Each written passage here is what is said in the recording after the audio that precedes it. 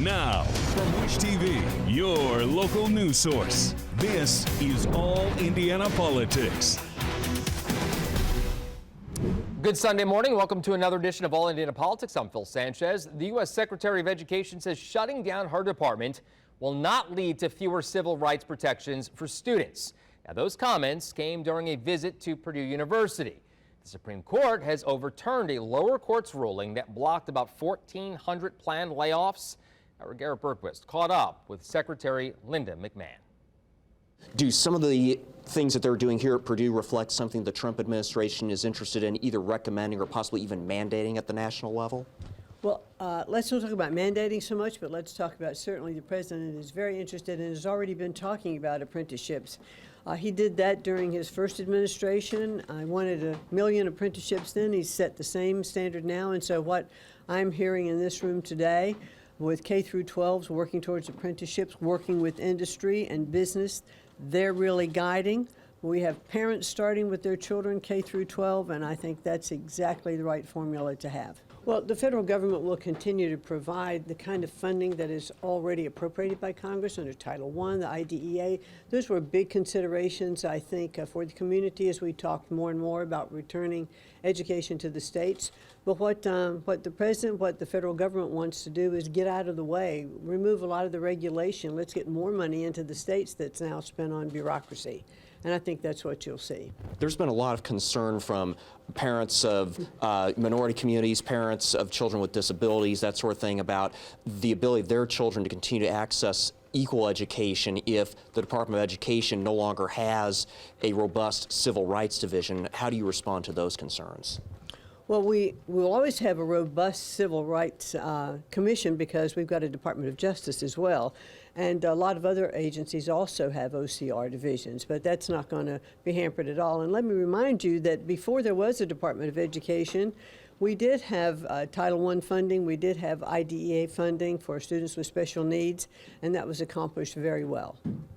Will the Trump administration release some of the funding that was frozen on July 1st? There was about $107 million in there specifically earmarked to the state of Indiana.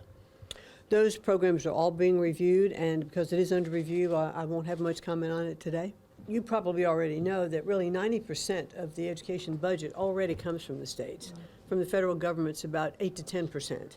And so that accountability already resides with the states and really just will be enhanced even more. So, Representative, Secretary McMahon says that she'd like to see states emphasize more apprenticeships and more school choice in the same manner as Indiana. What pitfalls do you foresee with that strategy? As we see in Indiana, we have continued to decrease funding towards our schools, and that has been to the detriment of many of our public schools, especially in rural areas or places that are losing enrollment. So it's school choice for some, but what we're really talking about is the diversion of funding from our traditional public schools to vouchers and charter schools, which, limits those choices where those choices aren't available for some students. We are continuing to fund families that are the wealthiest in our state, leaving less funding for those schools that may need that extra funding. Is Indiana in a position to assume those responsibilities fully, as McMahon and the Trump administration have proposed? Well, and as I said, we are continuing to collect less tax dollars. Indiana is the third highest dependent on federal funding. We've continued to put less funding into education by diverting those funds to the charter and voucher schools. Our public schools are struggling to keep up with the necessary requirements now. We've put this extra layer that is great for kids that want to go into the trades or directly into a job after high school, but we're limiting those choices and those options for schools that are, with decreased funding. They may not be able to offer the coursework necessary for kids to go on to college. And you believe that, for example, the Employment Plus Honor Seal program honors diploma seal would pigeonhole a student into a career that might exist right now, but not necessarily in a few years? So the honors would prepare them for college. That would leave options open. If you're doing the employment or enlistment, you know, especially those may pigeonhole those kids where they may get a certificate and work experience that will give them job opportunities right after high school, going right into the workforce. But what about that 5, 10, 20 years down the line? We can't predict what those jobs are and what the skill levels will be needed. I asked McMahon about the potential loss of the Department of Education's civil rights resources if her department is shut down, as President Donald Trump has proposed. And she replied, and this is a near direct quote, "We still have a Department of Justice. We still have civil rights offices within other cabinet level agencies and other government agencies. Are those a sufficient replacement?" I think the issue is making sure that we are addressing the educational needs of all students and children, where, you know, we're talking specifically about that education. And when it comes to making sure that there is equality in education, whether that child has special needs or poverty, you know, those are needs that have been addressed federally, not only by the department, but by funding. Right now, the Trump administration is withholding a little less than $7 billion worth of K-12 funding. And according to Democratic U.S. Senator Patty Murray, that includes about $107 million that was earmarked specifically for Indiana. What impacts might we feel here if that funding is not released? Well, as I said, you know, Indiana has continued to decrease funding for our education and for those traditional public schools, you know, as they're having to ramp up and address the new diploma standards. Are we going to have the curriculums that offer the rigor that they need, whether they choose the honors diploma or one of the other tracks? You know, that extra funding is going to impact every school in the state, especially when it comes to addressing what that funding specifically does, and that's addressing kids that have special needs or, you know, maybe showing up without food. All right, coming up, Governor Mike Braun weighs action on violence in Indianapolis. What he says could be next. Welcome back. State leaders say they're considering intervening to address violent crime here in Indianapolis. Our Tim Spears explains what could be on the table. Governor Braun said state police will help take every additional precaution available to ensure the WNBA All-Star Game weekend remains safe. But looking towards the future, he wants to see a crackdown from local law enforcement in Indianapolis, specifically from the Marion County Prosecutor's Office. Indianapolis's own justice system is not doing the job.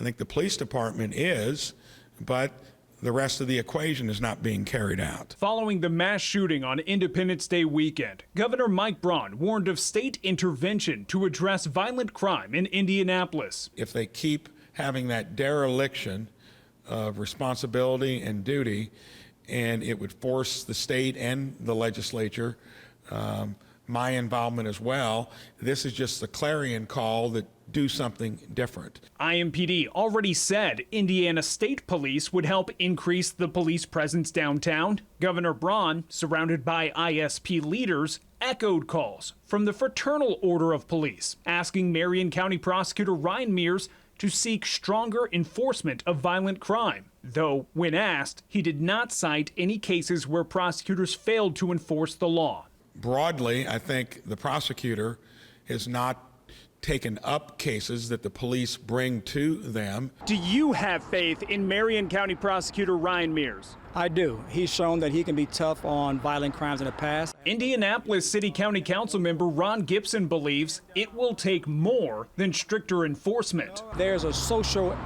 economic element here. We're dealing with young folks that may not have the guidance or discipline at home. The prosecutor's office tells News 8 it's working with IMPD to potentially seek stricter enforcement of neglect charges for parents of juvenile offenders as a way to curb youth violence. Governor Braun hinted at possible legislation for the state to increase oversight of county prosecutors. Just start doing something differently from what you've been doing.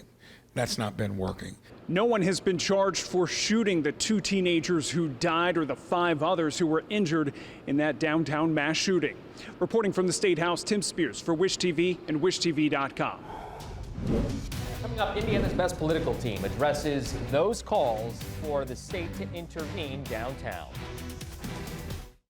All right, welcome back to All Indiana Politics as we welcome in 2 members of Indiana's best political team, Democrat Lindsay Haake and former state senator Republican Jim Merritt. Good to see you both. Thank you so much for being here. Thank you.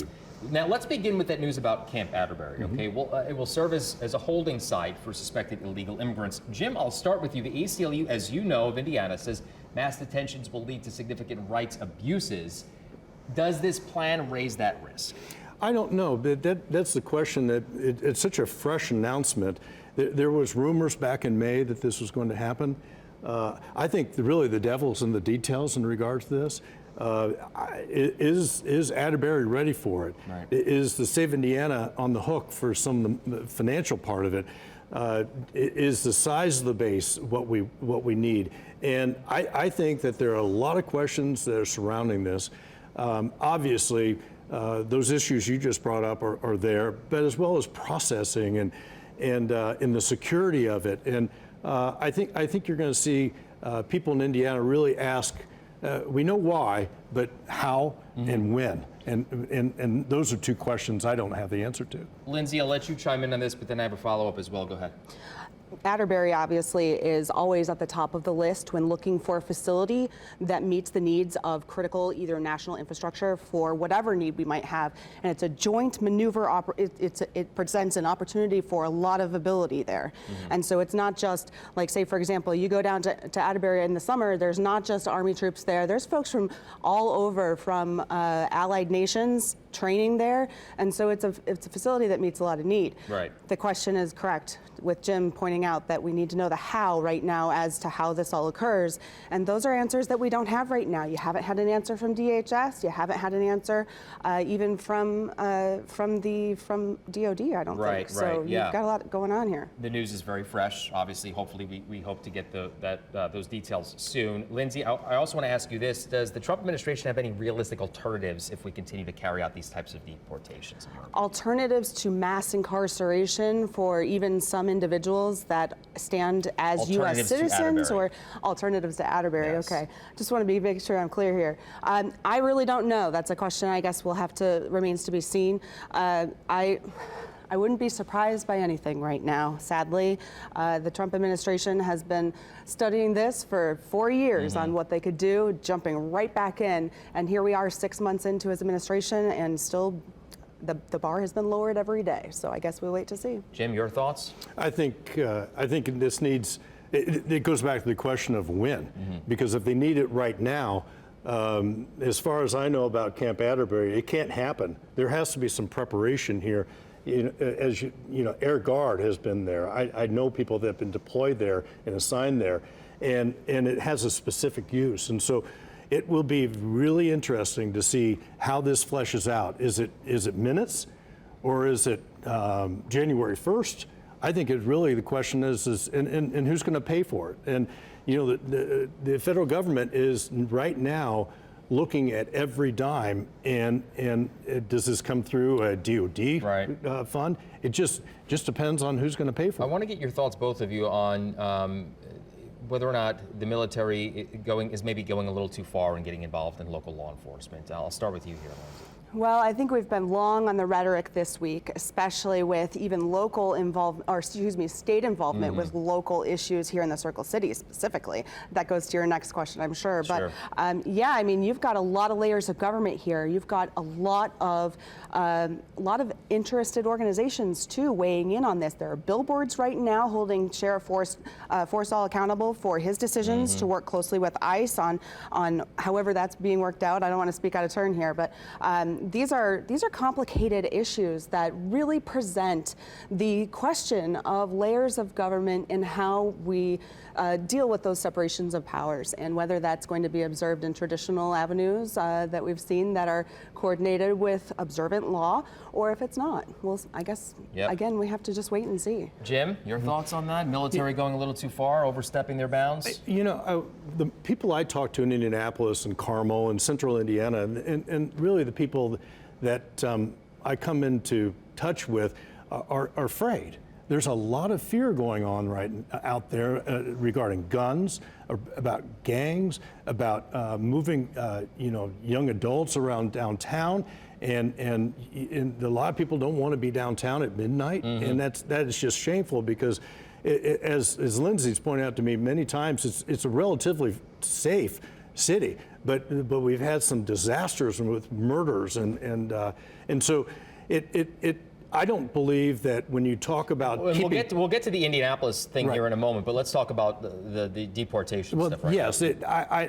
I think law enforcement, if it needs to be bolstered at the local level, is not a bad thing. Okay. Well, to your point, let's talk about Indianapolis, because we do have a problem here in downtown, or specifically here around our station here at Indianapolis.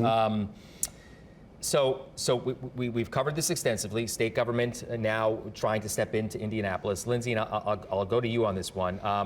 Has the city maybe put too much of an emphasis on programs rather than enforcement, and therefore now it needs that help from the state?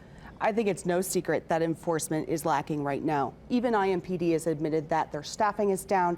They need to have more staff. They know that. They're recruiting the best way they can. I'll tell you also, though, at the same time, violence reduction from those programs have worked. Those violence reduction programs have resulted in a 24% lower homicide rate here in the city, and that is critical to remember in this conversation. We have a lot of events in the past week and a half this month that led to some very disastrous. I mean, we had 5 kids charged after a result of the July 4th. We had 2 kids killed during that. I mean, that brings a lot of attention. And so as we talk about that, it's important to remember what the facts are and that these violence reduction programs are working. Yeah, I think anything. I think both help, right? I mean, whatever helps. Both and, right. How realistic, though, Jim, is it to have the state government get involved this much to try to keep things safe? Well, let's shift back to 2020 in the riots in May of 2020.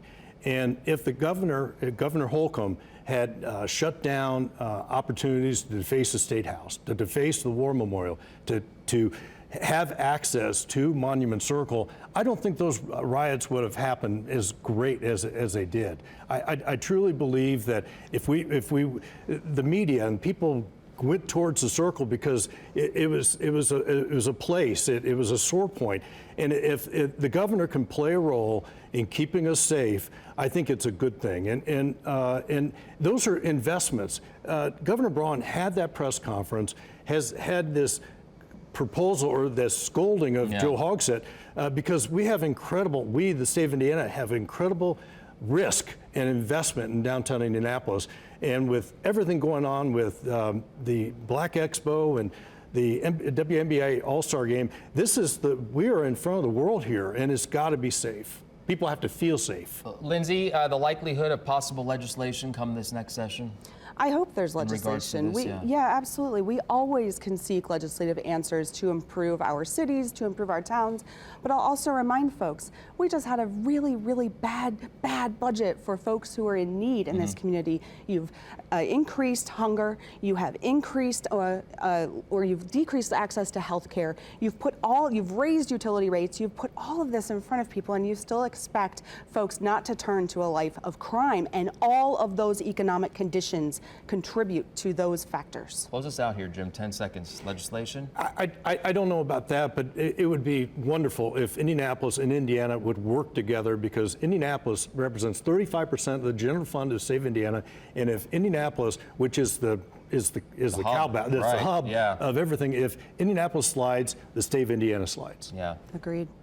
Good to see you both. Thank you so much. Thank you. Thank you. Lindsay, happy birthday, by the way. Thank you so much. Birthday weekend. Thank you. Always good to see you. Thank you. And we will be right back.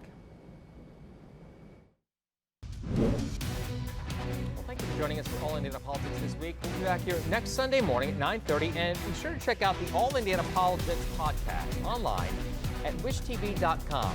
Have a great rest of your weekend. You can always find us on wishtv.com. Have a great week, everyone.